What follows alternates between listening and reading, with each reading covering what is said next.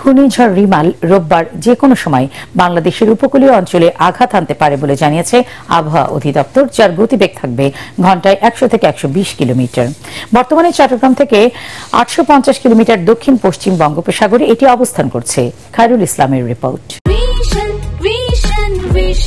100% copper কন্ডেন্সারে তৈরি vision fridge, তাই গুণে মানে অটুট থাকে বছরের পর বছর। বঙ্গোপসাগরে সৃষ্ট নিম্নচাপটি রাতের মধ্যেই ঘূর্ণিঝড়ে পরিণত হবে বলে জানিয়েছে আবহাওয়া অফিস।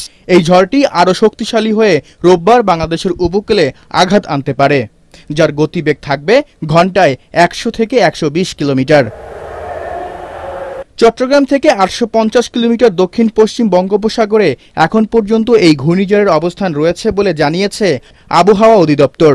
গত ২২ তারিখে যে ঘূর্ণিঝড় প্রাথমিক যে স্টেজ লঘুচাপ, সে লঘুচাপ সৃষ্টি হয়ে শক্তিশালী হয়ে গতকাল হয়েছিল সে সুস্পষ্ট লঘুচাপ, এবং সুস্পষ্ট লঘুচাপ থেকে সে আরও ঘনীভূত হয়ে শক্তিশালী হয়ে আজ সকাল ৬টার মধ্যে সে নিম্নচাপে পরিণত হয়েছে। নিম্নচাপ মানে ডিপ্রেশন হয়েছে। আমরা আশা করছি সে আরও শক্তিশালী হবে, আমাদের আশঙ্কা সে আরও শক্তিশালী হবে এবং আরেকটু সে উত্তর পূর্ব দিকে অগ্রসর হতে থাকবে।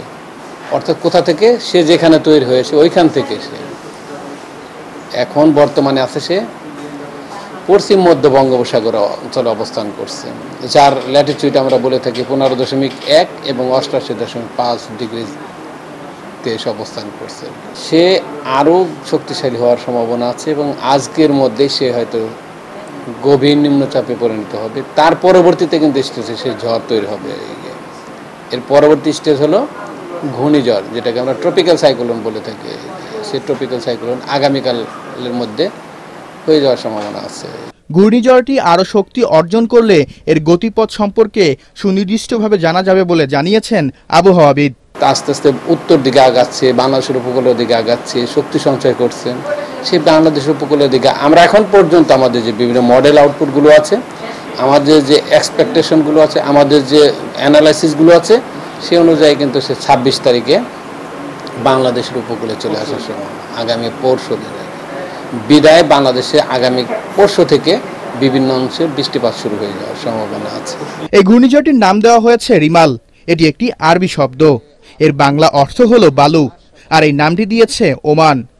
খায়রুল ইসলাম, এটিএন বাংলা, ঢাকা।